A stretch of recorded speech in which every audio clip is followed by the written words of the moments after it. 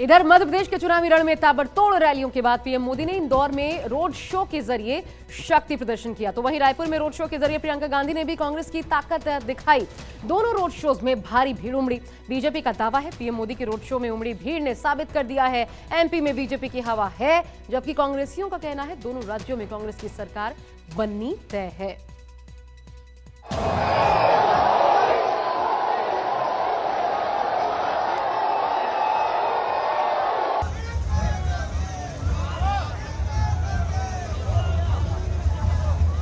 जैसे रैलियां काफी ना हो, चुनाव जीतने के लिए रोड शो भी जरूरी होगा।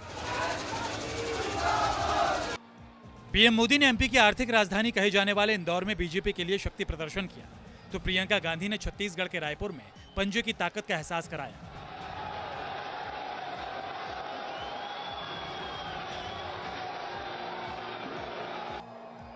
मोदी खुली जीप में सवार हुए। पीएम मोदी हाथ हिलाकर जनता का अभिवादन करते रहे। सड़क के दोनों ओर खड़े लोग फूल बरसाकर पीएम मोदी का स्वागत करते रहे।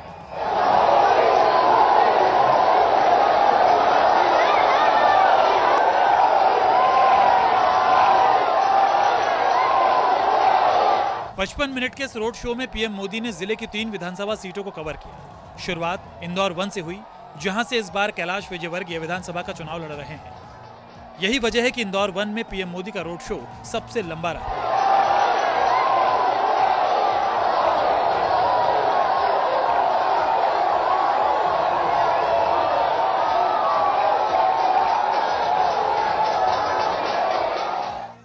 छत्तीसगढ़ विधानसभा चुनाव के अंतिम चरण में प्रियंका गांधी ने भी पंजे का परचम लहराने के लिए कोई कोर कसर बाकी नहीं रखी।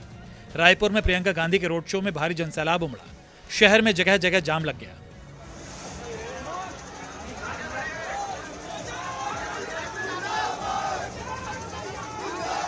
सीएम भूपेश बघेल के साथ रथ पर सवार प्रियंका गांधी का समर्थकों ने आतिशबाजी से स्वागत किया। प्रियंका ने भी हाथ हिलाकर सबका अभिवादन किया। कांग्रेस के पक्ष में मतदान करने का आग्रह भी किया।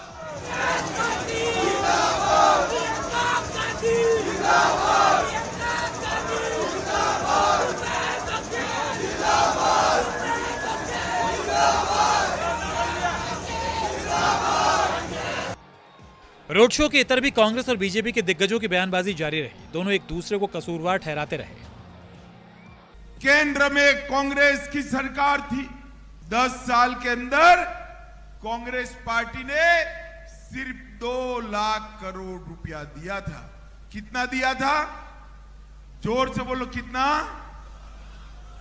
और नरेंद्र मोदी जी ने 10 साल बनाम 9 साल में 2 लाख से बढ़ाकर 6,33,000 करोड़ रुपया देने का काम नरेंद्र मोदी सरकार ने। ये भगवान को भी नहीं छोड़े भैया। महाकाल कॉरिडोर, वहां पर मुझे रिपोर्ट आया 800 करोड़ की ये बजट थी। यहां पर भी मूर्तियां टूटकर बह गई, ऐसा सुना। सच है? हाँ? सच है। तो ये मैं तो नहीं बना रहा हूं ना, ये तो रिपोर्ट है। बीजेपी की कोशिश है कि वो एमपी में अपनी सरकार बरकरार रखे, जबकि छत्तीसगढ़ में परिवर्तन हो जाए। लेकिन कांग्रेस किसी भी सूरत में इन दोनों राज्यों को जीतना चाहती है और दिग्गजों का आक्रामक प्रचार अभियान इसी का सबूत दे रहा है।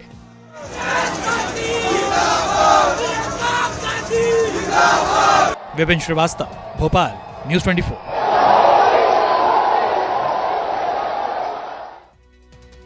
और इधर जाति आधारित गणना के आंकड़े को यूं तो नीतीश कुमार और महागठबंधन की सरकार का महास्ट्रोक माना जा रहा था, लेकिन इस बीच बीजेपी ने इसको हथियार बनाकर नीतीश और लालू दोनों को घेरने की तैयारी कर ली है। कैसे, देखिए। नीतीश जी, आप सोचिए, कसाई खाना खोलवाइए। भारतीय जनता पार्टी की सरकार बिहार में बनेगी, उसका पहला निर्णय होगा गौ हत्या पर प्रतिबंध लगेगा।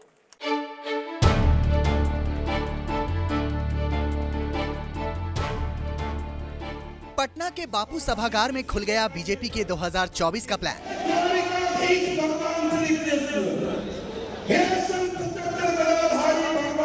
गोवर्धन पूजा के बहाने यदुवंशियों का महाजुटान। मिलन समारोह के जरिए लोकसभा की तैयारी। लालू यादव के वोट बैंक में बड़ी सेंध मारी। 21,000 नेता और कार्यकर्ता बीजेपी में शामिल हो गए। संदेश यही कि यादव समुदाय आरजेडी की जागीर नहीं और इल्जाम ये कि लालू यादव ने सिर्फ यादवों का इस्तेमाल किया, अपने परिवार को आगे बढ़ाया।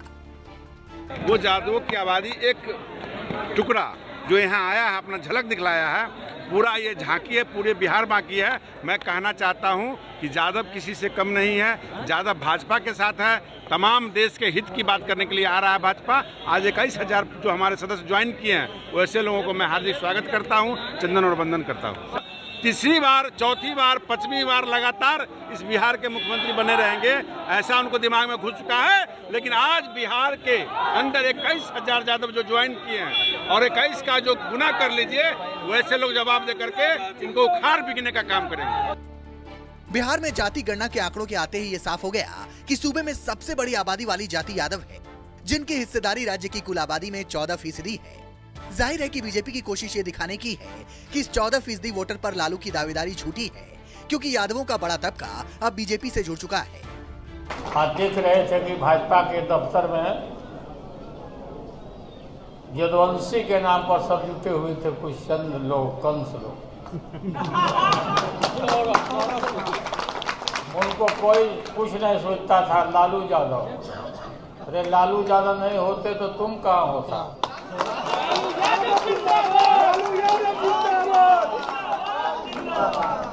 इस तरह से यदुवंशियों को खंडित किया जा रहा, जहाँ जहाँ भाजपा का राज है वहाँ वहाँ उस राज में यदुवंशियों को खंडित किया जा रहा, विखंडित किया जा रहा। हम चलने नहीं देंगे।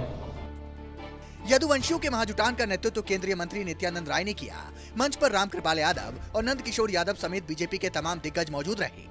कोशिश यही कि यादव जाति में बड़ी सेंधमारी हो जाए, लेकिन लालू यादव ने बिना नाम लिए मंच पर बैठे बीजेपी के यदुवंशी दिग्गजों को ही जनाधारहीन बता दिया।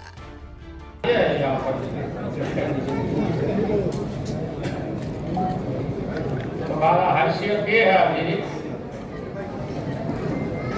तेज पत्ता को खड़ा कर दे तो तुम्हारा जमानत जब्त है। बीजेपी ने गोवर्धन सम्मेलन के बहाने आरजेडी और लालू यादव के खिलाफ चक्रव्यूह बनाया। नीतीश कुमार के बयान से आहत पूर्व मुख्यमंत्री जीतन राम मांझी दूसरी बार मौन धरने का ऐलान कर घर से निकल पड़े।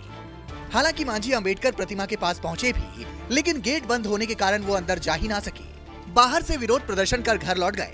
हालांकि नीतीश के खिलाफ मांझी के धरना पार्ट 2 में भी बीजेपी के नेता मौजूद रहे। और आज ताला नहीं खोला गया, विधानसभा में भी बोलने का मौका नहीं दिया और आज यहाँ पर बाबा का मूर्ति पर माल्यार्पण करने से भी रोका गया।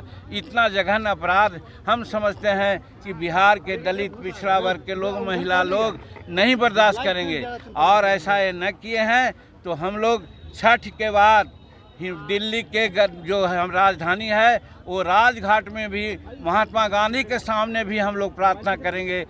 आज बाबा साहब भीमराव अंबेडकर की मूर्ति पर आदरणीय पूर्व मुख्यमंत्री जीतन राम मांझी जी के नेतृत्व में जो बाबा साहब भीमराव अंबेडकर की मूर्ति पर माल्यार्पण करने आए थे, मौन धारण करने आए थे, इसको नहीं करने देना ये अत्यंत ही दुर्भाग्यपूर्ण है। ये लोकतंत्र की हत्या है। जीतन राम मांझी को लेकर मुख्यमंत्री नीतीश कुमार ने सदन के अंदर जो बयान दिया और उसके बाद जिस तरह से पीएम मोदी ने मांझी का समर्थन किया, उससे साफ हो गया कि बीजेपी इस पूरे मामले को 2024 तक भुनाना चाहती है। नीतीश कुमार की छवि दलित विरोधी बनाना चाहती है और नीतीश कुमार की पार्टी जेडीयू भी इससे अनजान नहीं है। जीतन राम मांझी जी को जितना सम्मान आदरणीय नीतीश कुमार जी ने दिया वो सबके सामने है, मुख्यमंत्री तक बनाया, लेकिन भाजपा की साजिश में फंसकर हमारे नेता के खिलाफ उलझुल बयान दे रहे हैं, अलग अलग बातें कह रहे हैं। अब मांझी जी को यह भी स्पष्ट करना चाहिए कि भारतीय जनता पार्टी के नेताओं ने जितना आदर उनका किया है समय समय पर, उस बाबत वो क्या कहेंगे। भाजपा के विधायक हरिभूषण ठाकुर बचौल ने कहा था कि जीतन राम मांझी जी को अपना नाम बदलकर जीतन राक्षस मांझी रख लेना चाहिए। भाजपा के ही एक नेता गजेंद्र झा ने जीभ तक काट लेने की बात कही थी। अब इतना सब सुनकर भी अगर मांझी जी वहां बैठे हुए हैं तो भाई उनको साधुवाद। बीजेपी ने 2024 के पहले जाति आधारित गणना को हथियार बनाकर नीतीश और लालू को निपटाने की पूरी रणनीति तैयार कर ली है। अब देखना दिलचस्प होगा कि बीजेपी को इसमें कितनी कामयाबी मिलती है। 2024 के पहले मुख्यमंत्री नीतीश कुमार ने जाति आधारित गणने के आंकड़े को जारी कर मास्टर स्ट्रोक खेला था, लेकिन बीजेपी ने अब उसी मास्टर स्ट्रोक को अपना हथियार बना लिया है। बीजेपी एक तरफ यादव समुदाय को साधने के लिए यानी सेंधमारी के लिए 21,000 नेता और कार्यकर्ताओं को अपनी पार्टी में शामिल किया है, दूसरी तरफ नीतीश कुमार के बयान से आहत जीतन राम मांझी और चिराग पासवान की पार्टी जो है वह सड़क पर उतरकर नीतीश कुमार के खिलाफ लगातार प्रदर्शन और नारेबाजी कर रही है। कैमरामैन ऋषि के साथ सौरभ कुमार, पटना,